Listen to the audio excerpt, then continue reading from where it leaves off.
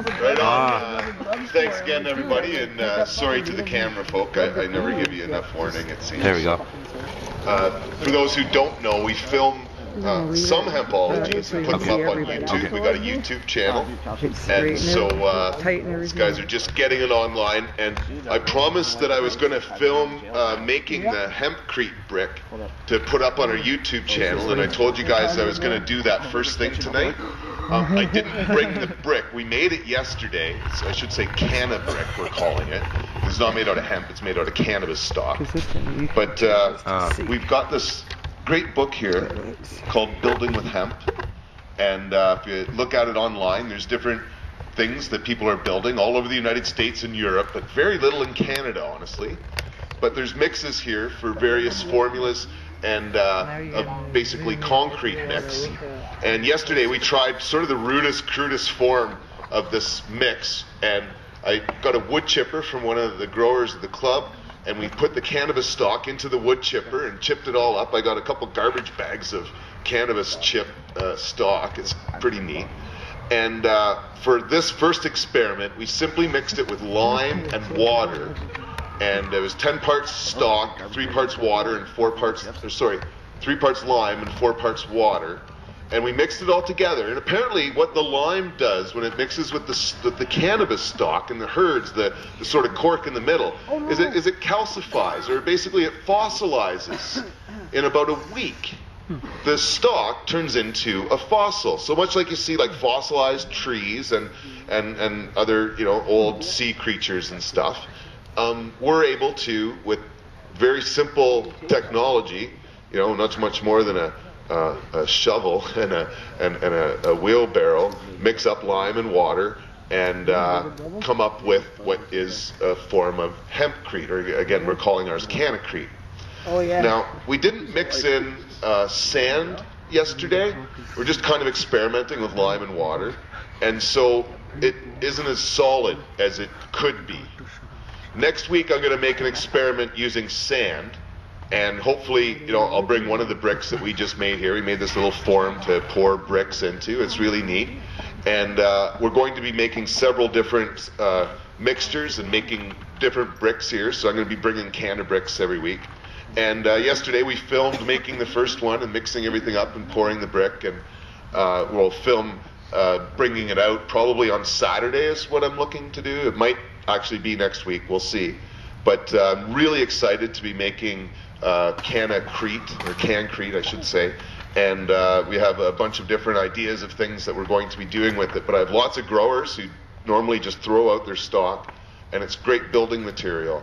And so yeah, I'm really excited about that. And again, next week we'll put up on our YouTube channel the forming of the brick and breaking it out of its cast. But yeah, I thought it would be ready in 24 hours, but it doesn't seem as though this formula is gonna set within 24 hours. But anyway, that was what I was up to yesterday. It was quite exciting. And like I say, the YouTube channel not only puts on different experiments, we've got like tutorials for making cannabis solve and stuff, the lecture series we do at the university, meetings, rallies, and our game show. If you haven't been to Hempology 101 before, this is a very unique entertainment that you're going to see here. There's nothing else like this anywhere in the world. As far as I know, there's no other live game show that happens just anywhere on the street like this, let alone a cannabis one. As far as I know, there's no other cannabis game show. But we've been having Hempology meetings for coming up 16 years. The first Wednesday in September, we're celebrating our 16-year anniversary. We're marching from City Hall, meet at 7 o'clock. From City Hall to the Parliament buildings, we take our picture, make a postcard. If you haven't seen one before, we got a couple of them here. And yeah, it'll be our 16th year of doing all sorts of things to raise awareness about cannabis and prohibition and bring people together and have fun. The long form is, at Hempology, we teach participatory education in constant passive civil disobedience, which means we smoke as much pot as we can in public in large groups and have a lot of fun doing it. And so, yeah, we like I say, we're coming up 16 years of doing all sorts of stuff, and this game show to me was something we invented about 7 years ago. This is the 7th year, I think. We've had a tournament even for the Reach for the Pot. And we've got lined up 8 teams with, there'll be 32 of the most adamant pot smokers in town here competing for 4 trophy bongs. The winning team out of this tournament gets each player their own little bong that will say "Reach for the Pot Champ 2011," and their name will be on the bong. They get to show it to their grandkids, or they may have them already. But otherwise, certainly this will be the second year we're going to have glass bongs made up island. We're going to have different glass blowers every year making the bongs, and so they're not only practical but something the winners are proud of. So tonight's a second quarter final. Next week is the third, and then we take a sort of break. It's my birthday in 2 weeks' time. So I'm sort of having a Hempology birthday party. We're not going to be playing the game that night. But and then in, I guess, 3 weeks, we play the last quarter final, and then 2 semifinals, and then a final at the end of July, at which time we sort of wrap up Hempology for the summer. But it's a great pleasure to be here. I appreciate all those that helped out with tonight in various ways, to be sure. And let's just get on with the game. I'll explain the rules, though. Did you guys? We're missing somebody. Bart, where the hell's Bart? I'm here. Oh, he's still getting. I see what's going on now. That's cool. No, you need some, cannabis inspiration. It's all good. So I'm going to explain the rules for everybody. I think everybody here's played the game before, but I'm sure there's some new spectators. So here's how it goes. There's 10 chances to get points here. 8 of them are trivia questions, where I'm going to ask a question, and if a player knows the answer, they clap their hands. If you know the answer and you're in the crowd, please don't yell out the answer, or I appreciate clapping, don't get me wrong, but if you know the answer, keep it to yourself. You can keep points if you want to see how well you're going to do, but don't give it up to these guys here. They got to earn their points. But if you clap and you're on a team, you got to give me an answer. You can't talk to your teammates anymore. You can't think about it. You got to give me an answer. If you don't get it right, the other team gets a guess. It's worth 20 points if the guess is right the first time. If that doesn't work out, I'll try to give out some hints. You get a second chance for 10 points. And if no one gets the 10 points, we do multiple choice. It's worth 5. I must say, last week the teams did great because there's a potential 180 points in the game. And last week the winning team got 150 of those points. And I was quite impressed later on. And I hope the answers aren't nearly so easy tonight, because that was really embarrassing. These questions are supposed to be tough. This is trivia. These guys are experts. No, I'm teasing. No, that's the reaction I wanted. I hope they got it on camera. No, seriously, folks, the first question tonight and every week is about either Hempology 101 or what we call our sister club, the Cannabis Buyers Club of Canada. For over 15 years now, I've been selling cannabis products to people with permanent physical disabilities and diseases. I started out with a van. I got a pager and a pamphlet. I kind of just started literally from the street up here in Victoria, and got a pager and a pamphlet and started up the Buyers Club out of my van. And got an apartment about 3 months later, and then started meeting, obviously more people over a 5-year period, at which point the police actually told me to get a store. And because they tried to arrest me in my apartment, actually, and they couldn't. The justice of the peace wouldn't give them a warrant. I had a buddy downstairs, though, who was selling a lot of pot to everybody else, so they could get a warrant for him pretty quick, and they did. But at the time, they told me to get a store. Ironically, it's a lot easier to get a warrant in a store than it is in an apartment. And so we went through 4 police raids in our store between 2002 2003. And I should mention, too, before that, in November of 2000, I got busted first at the University of Victoria for sharing joints. Sharing is trafficking.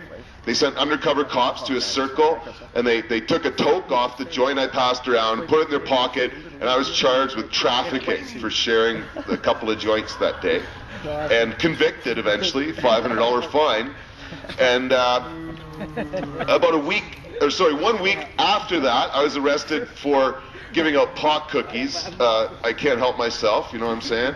And so, our annual pot cookie giveaway that year, I've learned not to make 420 cookies because that's more than the police can resist, you know? Yeah. And on the other hand, like, I've never worked so hard and gotten arrested for it before either. So, like, anyway, it was something that we went through our troubles. Now we have a whole new trial. A year and a half ago, our bakery got raided. And we've got a 20-day jury trial lined up for January 16th to February 10th. And so that's a whole other ordeal. We have to fundraise probably $70,000 or $80,000 to cover for the legal defense of that. And we've started already. We've got $10,000 of it paid, and we'll be having more and more benefits over time. Probably not much this summer. But sorry, Sue, I didn't get to warn you. Oh, Bart. I promise I'll get you on one of the teams here, because there is a few spaces, buddy. Sue, I know you didn't get a warning. We had to switch the teams around. Uh-oh, I'm in trouble. But you're here. I haven't asked a question yet. I'm just babbling like I normally do. And, yeah. No, you're ready, willing, and able. I know it. There we go. That's the spirit. And thanks again, Bart. By the way, Bart came to our board meeting last night. We really, thanks for coming out and knowledge is power, and just coming to our meetings and finding out what's going on and learning more about cannabis, I think is really important. And so I appreciate Bart coming out and just kind of seeing what we're doing on the inside here. But anyway, in the past, we had lawyer Robert Moore Stewart, who is now retired, but he was our lawyer, and not only is he good in court, but his price was very reasonable as well.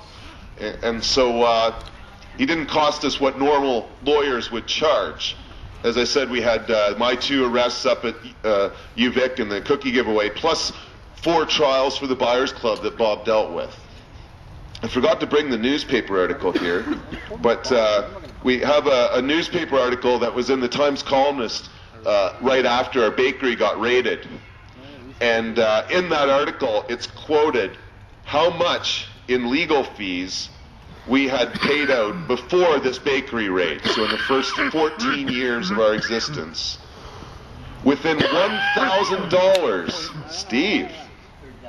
30? No, it's not $30,000. And I was trying to see if I quoted this in the Cannabis Digest. I'm not sure if I have, but it's in an article that has been posted in the Cannabis Buyers Club for a year and a half now. It's in the smoking room right now, and I got this bulletin board at the club that has current and old articles, and I know for a fact this article has not left the wall for a year and a half, so I feel like it's a fair question to ask. And within $1,000. $55,000. No, it's actually less than 30. It's less than 30. Again, Bob is not only a great lawyer, but his price is more than reasonable. In fact, the reason we picked Bob was because he had for free gotten my friend Patches off a trafficking charge. He was homeless, really nice kid. He got him off the charges, didn't charge him a penny because he couldn't afford it. That's the kind of guy Bob was. Sue, do you remember how much he charged in total? 27. No, it wasn't. So I'm going to keep my mouth shut because it's give or take 1,000, and it's the only hint I gave was less than 30. So just take a stab at it. What do you think? $8,000. No, it's not 8,000, but damn it, I got to keep a straight face and give out 4 possible answers. The way multiple choice works is I give 4 options, and I repeat it so that everybody gets to hear them twice. But how much did Bob Moore Stewart charge for all 6 trials? Was it $10,000, $15,000, $20,000, or $25,000? Which one of these 4 numbers, and again, come to a consensus as a team. But for the 6 trials, which included, actually, I had a week-long jury trial for my cookie giveaway. I was actually convicted of trafficking THC by a jury, and it was really incredible to have like 12 men and women and a judge and all these sheriffs and stuff like that, because I wanted to give out cookies really bad. But it was a great learning opportunity for all parties involved. I've heard from a few people on the jury how interesting they thought the trial was, that's for sure. And otherwise, I've learned not to advertise my cookie giveaways in the newspaper anymore, because the police just can't resist, you know what I'm saying? So if you want to come to one of the cookie giveaways, you better just pay attention to what's happening in town. So here it is, 10,000, 15, 20, or 25,000. Say it quietly, please. Okay, what's your guess here? 10? No, it's not 10, it's not 25, it's an even $20,000. $20,000 for 6 trials, which is generally unheard of. It's pretty easy to rack up a $20,000 bill with one trial. But yeah, Bob was incredibly generous to us. No point. And the next one won't be so cheap. But again, we're talking a 20-day jury trial with one of the best lawyers in the country, so it'll be different. And like I say, I apologize if the questions are a little tough in some ways, but on the other hand, they're fair for both teams, you know what I'm saying? So, let's see how well these folk here know the various medical clubs across cannabis. Just last week, an association was formed that brought together some of the clubs across Canada. It's unfortunate that our club, the Cannabis Buyers Club, both the East Coast and the West Coast group were excluded, but honestly, the majority of clubs were excluded from this group, this association that was put together. And so, while you may have heard in the news that there's 9 clubs united across Canada, there's actually about 15 more that weren't included in that group. And this is one of them for 20 points. And this group is mentioned in the digest. Let's see if you've studied it. For 20 points, in what Canadian city is the Rainbow Medicinal Cannabis Canada Club? Okay, he just beat you. Where do you think? Nelson. No, it's not in Nelson. You'd think Nelson would have rainbows all over the doorway, but that's not the name. You know what I'm saying? Okay, what's your guess? Kamloops. No, it's not Kamloops. To my knowledge, Kamloops doesn't have a club. But they should. They should. So, gee, I got to give out a hint. So here's the hint. It's not in BC, folks. You know, you think rainbows, BC. Well, we're at one end of the rainbow, but the Rainbow Medicinal Cannabis Canada Club is not in BC. It's in some far-off other galaxy. But it's in a Canadian city, and hell, it's in our Cannabis Digest. And to make it even more embarrassing, this lady right beside me went through this list of clubs and contacted them to see what their mandates were and how they worked. They were closed. Where were they? In Montreal. No!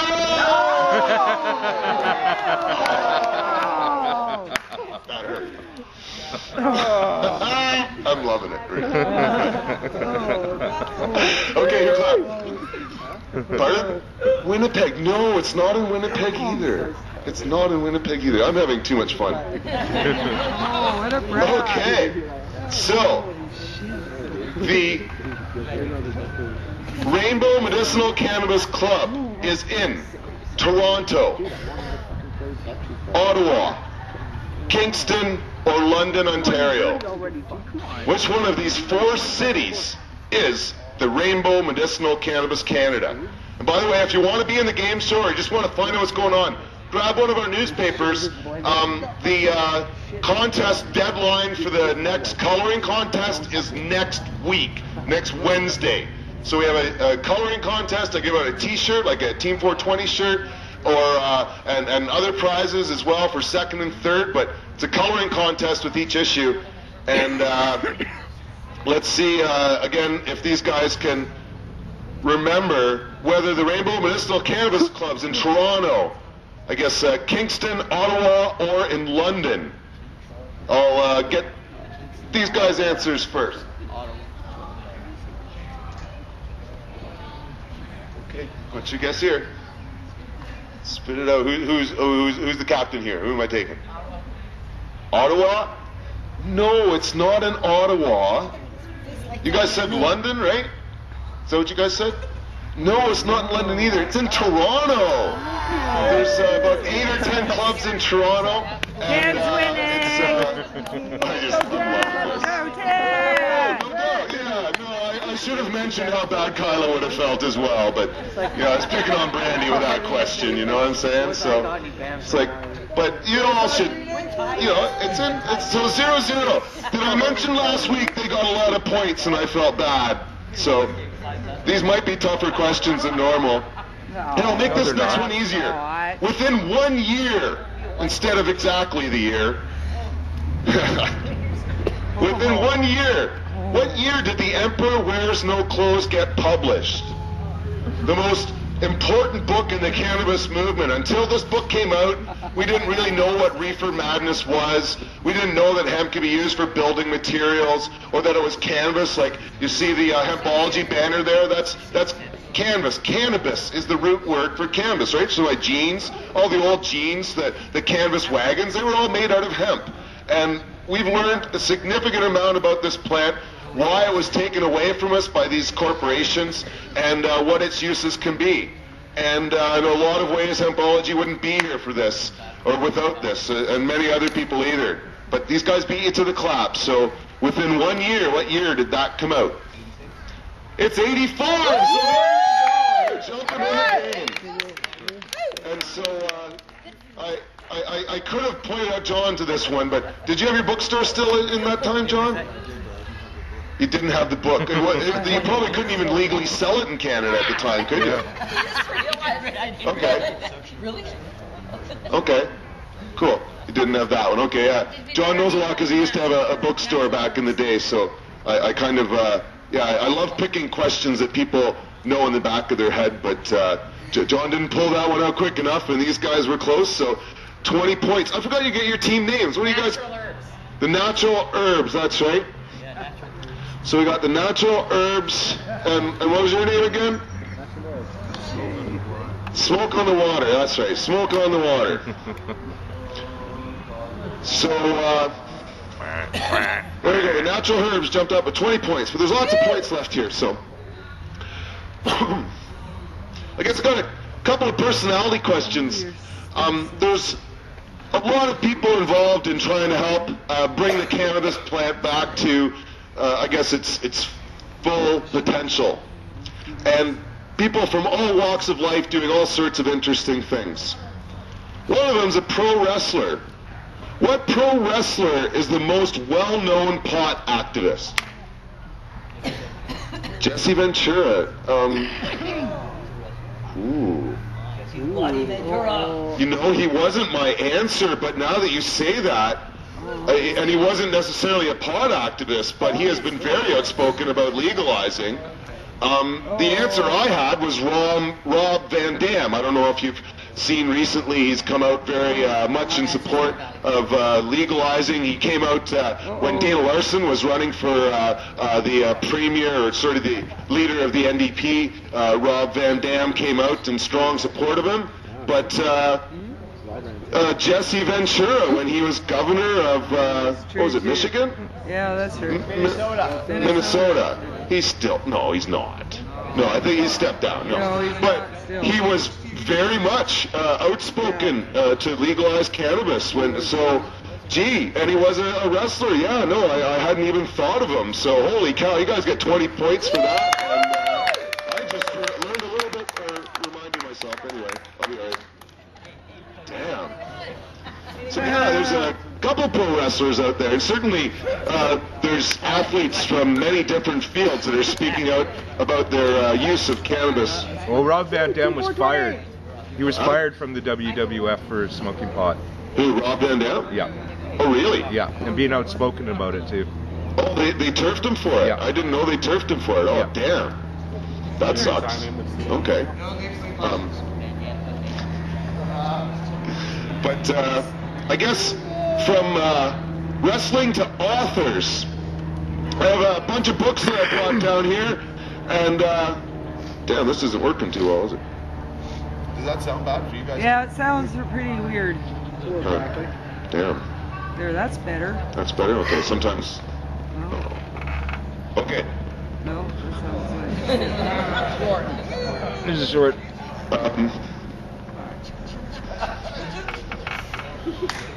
For 20 points, That sounds really shitty. who is the author of Hemp, Lifeline to the Future? One of the books down here, Hemp, Lifeline to the Future. Who is the author of that book? It's in your corn. It's really strong. Or it probably is in your corn. Hopefully I have it hidden well enough that no one can read it. If you go to soldering.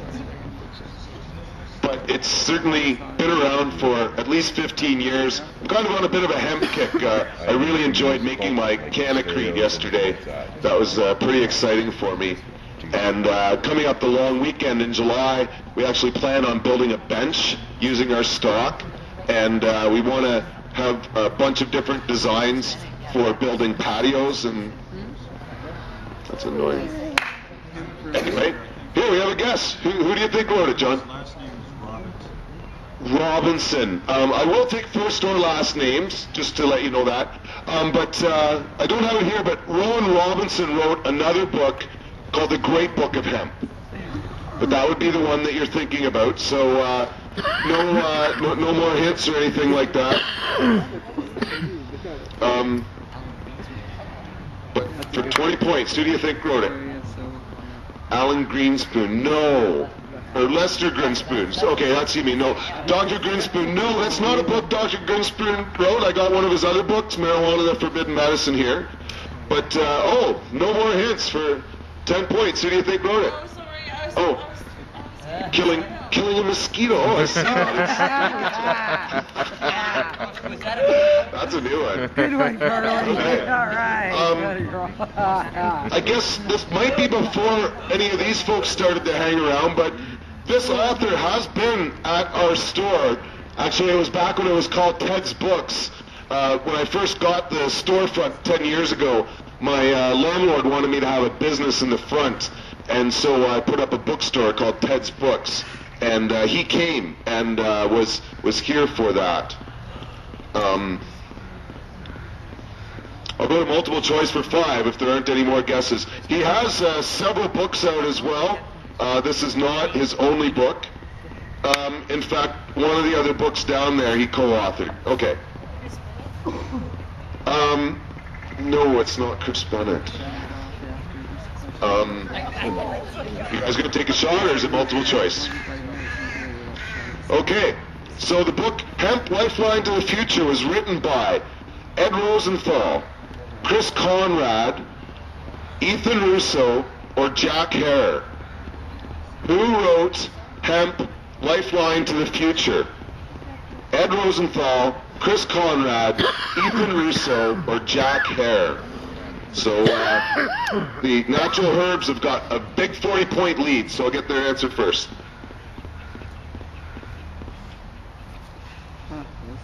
Say it again, Ted. Ed Rosenthal, Chris Conrad, Ethan Russo, or Jack Hare? Oh, that's weird. There you go, it's Chris Conrad. You got that. But these guys did too, so you don't Way to go. catch up on them, but you're definitely on the board. More fun parts of the game. You guys got a pipe over here? Do you guys have your own pipe? Yeah, I'm getting my pipe. Oh, Yeah. Okay. Should I move in for this? Shit, no, I don't tonight. No, I don't. Forgot to bring it. So I need I a forgot couple to of bring judges it. here. James, do you mind help being a judge for this? So leave the pot in the bag. This is our smoking contest. Each team gets 1 gram of pot. Be a judge. And I'll be a we'll have to judge. roll 2 joints. I'll let you do the camera. And the first team to smoke those 2 joints and make it all disappear gets 10 points. So, It's in her I could get you some. No, we'll make them do it by hand these days. Don't stand in front of the mic, please. Steve. It's making weird noises. So yeah, we have a substitute over here for Steve, who's trying to be. Oh, you don't guys don't need. No worries. Here. In like 2 seconds, okay? Hmm? I don't know.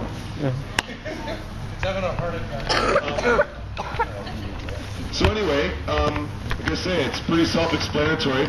I'm gonna make you wait to spark the bowl until both roaches and everything off the book are in the bowl. So it's not a full-out speed contest. So when you put the first roach out, you can put it in the bowl, but you can't spark it until everything left is in the bowl. You guys got that?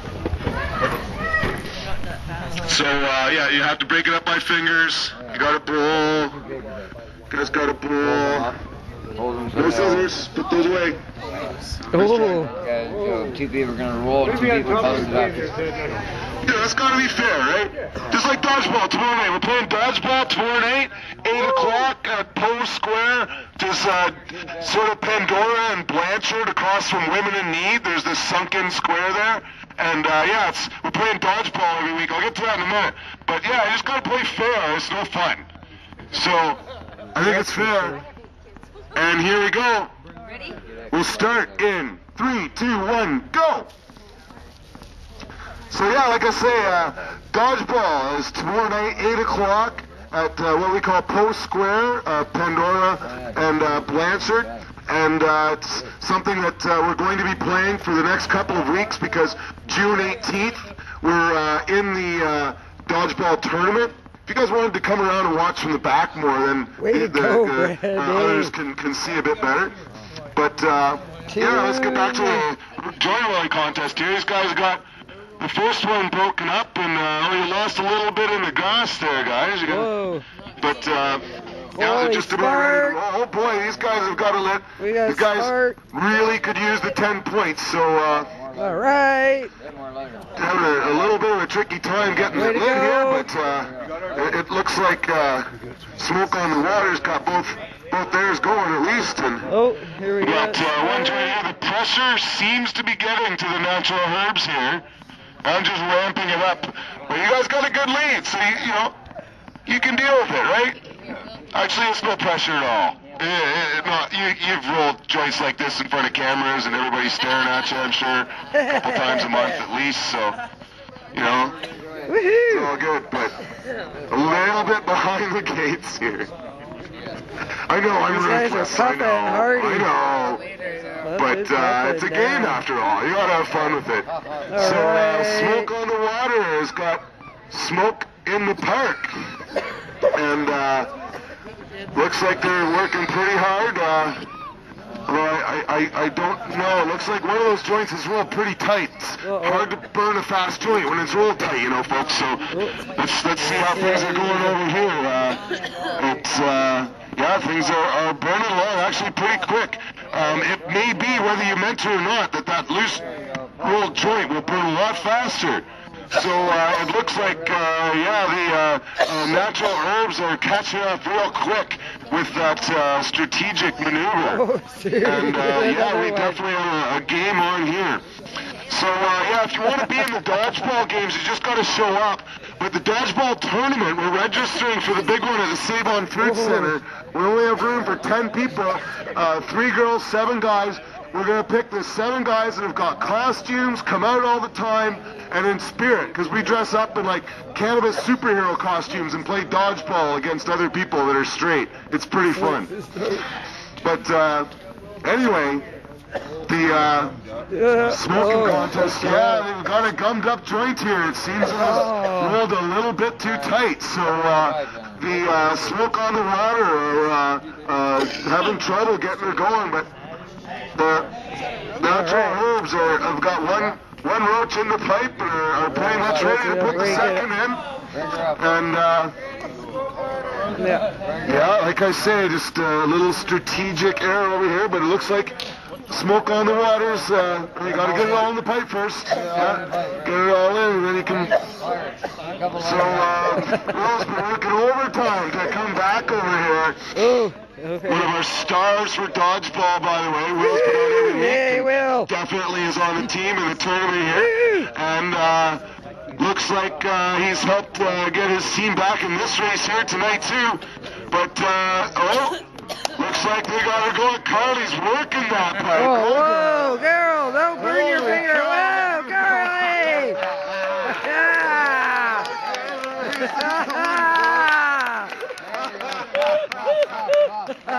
Atta girl! Get her! She's just going for it. I think you're smoking the pipe, Carly. I think you're smoking the pipe. Coming right down to the wire here, folks. Oh, I think you're smoking the pipe. There's quite. I think it's there. It's out. They're done. He's done her. There it is. Oh No, my she's goodness. a dunner. Carly. Woo! Oh, oh no! I think it's smoking the pipe. You want some water? Go stick.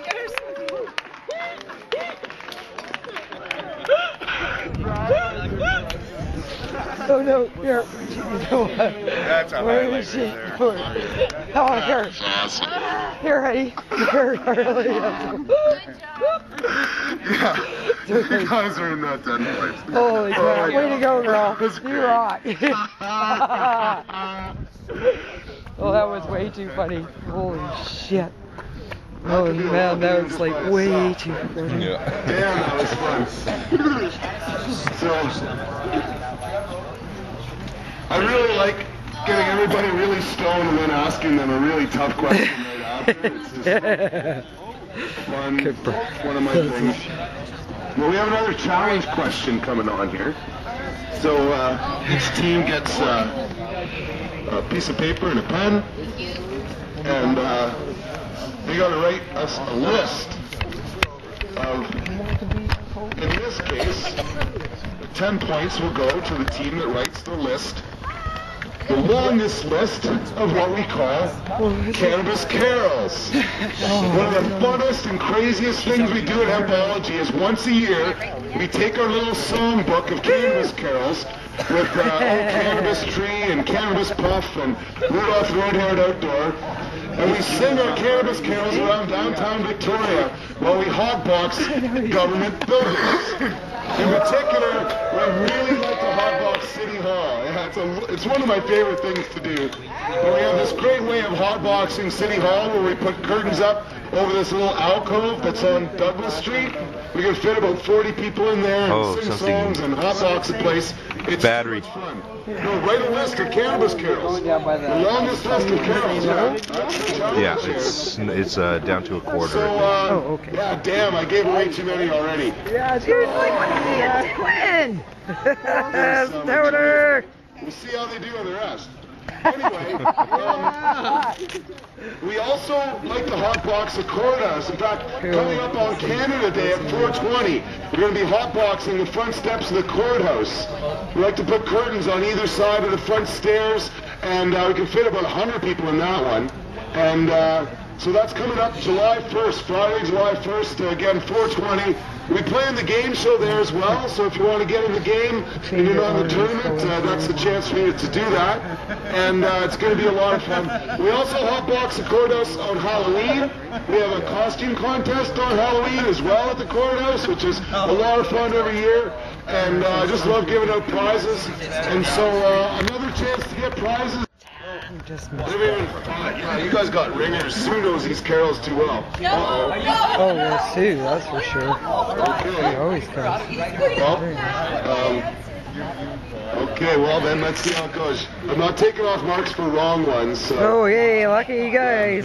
So your snowman answer is wrong. We haven't made up with Frosty. In fact, I think it's more like Frosty the Cokehead because he melts and shit like that.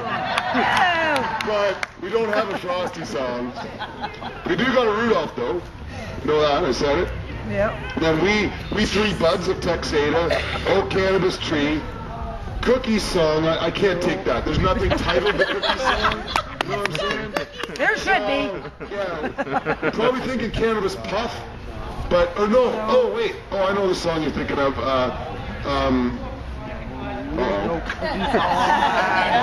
Yeah, that one. Yeah. The cookies in it. Yeah. Okay. There's a couple of cookies, but no. Okay. Deck the courts. And no, we wish you a Merry Christmas. We don't have that one either. So that's 1, 2, 3, 4. So let's see how the other team did here. We got hot box. Come caroling. Oh, City Hall. Well, that's some of the words, but it's not the actual song. But we got Cannabis Puff, Deck the Courts, Rudolph, the 12 Days of Cannabis. So that's it, 4-4. We tied there. Nobody gets the 10 points.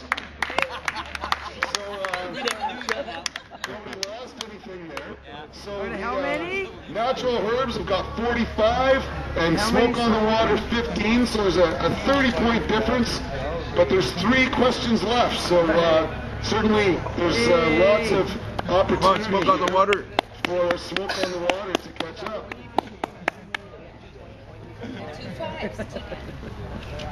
No, you got 2 20-pointers and a 5. Nobody got points the first 2 times.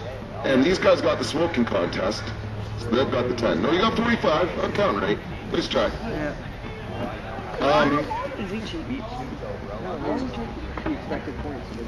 So, the 8th question is a music question. I really like to ask music questions, and I will quote a song here, and 20 points will go to anyone who that's playing. 20 points to a team that can tell me from what song are the following words. What cannabis song? People come, people go. Some grow old, some grow cold. Trying not to sing it, but I may get closer. Let's see if anybody knows it. I know it. People come, people go. Some grow old, some grow cold. It's a pretty popular song. I don't want to give out too many hints. If you know the song in the crowd, keep it to yourselves. It is a common enough song that these folk here, I would say without a doubt, everyone but possibly Will has heard this He's been cannabis really song. nice to you guys tonight. And, yeah, it's a cannabis song. It's one that got played on the radio a lot. It's a bit older. It's not a sort of hip-hop song. It's a song by an artist that is very, I guess, common in the average, let's just say redneck home. You're not getting any more hints than that, though. Like, that was just a lot. For 20 points, here it is. People come, people go. No, it's not Willie Nelson, but hey. Yeah, I will take artist or song. Artist or song. And take a shot, gang. You got a good, healthy lead, so it won't hurt. Gordon Lightfoot. No, it's not Gordon Lightfoot. It's not a Canadian artist, but Randy. And that's it. Roll another joint. Tom Petty.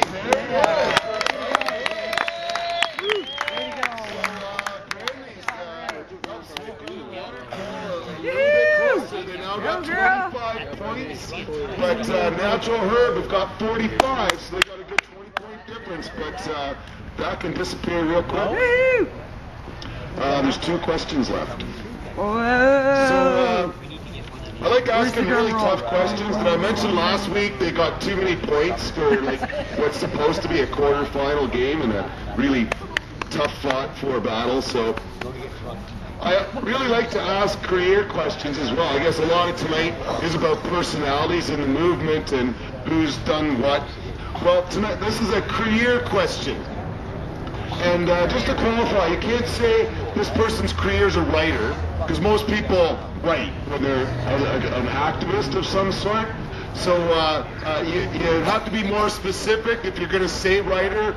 Author is acceptable. Journalist is another specific kind of writer. But you just can't say writer. You have to be more you can't be that general. But what general career does John Anderson have? Any of you know or remember, or hey, I don't know if I want to give out the hint, but he's written about in the Cannabis Digest. Like, if any of you guys read the last issue, I'm sure you guys know about the newspaper, right? Good information. Good information. 20 points. Okay, Steve, what do you think? What's he do? Politician. No, he's not a politician. He's not a politician. So You guys could really use this 20 points. Yeah. For 20 points, what career, what job does John Anderson have while he fights for the legalization of cannabis? 20 big points. You really got to clap. And my producer, the people on TV, they just don't believe that you're answering your question. So, what'd you guess? He's not a police officer. No, he's not a police officer. Oh, I can't give out any more hints. What do you think, Sue? Judge. No, he's not a judge. I can't give out any more hints, though, folks. Oh. Pardon? Fireman. No. I don't know of any active firemen that are fighting for legalization, but I'm sure there are volunteer firefighters and stuff, but, as a profession, that hasn't come out. But here it is. It's 5 points, and it could be a pretty big 5 here. So let's see if anyone knows if John Anderson is a professor, a seed breeder, a hemp farmer, or a doctor. Which one of these professions does John Anderson have? A professor, a seed breeder, a hemp farmer, or a doctor? Which one? And I'm going to get our leader's answer first. Okay, what you guess? He's a professor. Yes, he is. He's a professor at Vancouver Island University up in Nanaimo. John Anderson's a criminology professor. He's head of the criminology department at the University in Nanaimo. And he's an outspoken member of law enforcement against prohibition. He came to our convention over at UBC, and I'm sure next year we're going to have him come to our convention down here in Victoria. So it wasn't in this issue. Oh, wait, it was. Yeah, a feature issue in the Digest. Great source of information for my game show. And 5 points for Smoke on the Water. So they got 30. Natural Herbs got 45. And it's going to come down to this 20 points here because there's no way to get 15 in the game. You guys got to get the 20 points. And with that, you've made a comeback and stole it. Or otherwise, you guys get the game. So here it is. Gee, look at me getting more trivia from my newspaper. Again, there's all sorts of stuff in here that's important, activism, information, but the advertisements as well. When you read cannabis publications, obviously you shouldn't just read the news. You should almost read it twice. Read it once for the news, read it the second time for the advertisements. There's all sorts of stuff you can learn in there. In fact, tonight's last question is our, what we call our Price is Right question, where I'm going to say tonight within $2. Within $2, how much is a 3-day pass to the Treating Yourself Expo, which just happened this weekend in Toronto, the largest cannabis expo in Canada? For the game, how much is it? 3-day pass within $2. No more, no, spit it out. No, that's uh-oh's not a number. How much is it? Just to confirm. Come on, spit it out. Spit it out. 55. No, it's not 55. So here it is. No pressure, but for the game, how much for the 3-day pass? It's $25. You got it!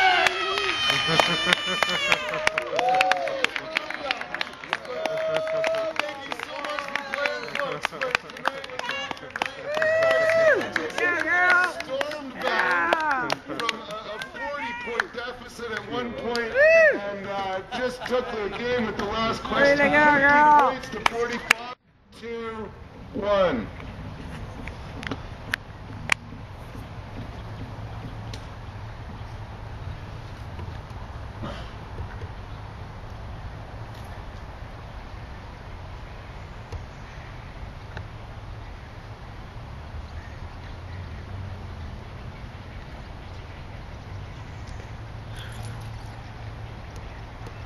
Thank you very much, everybody. Have a great night.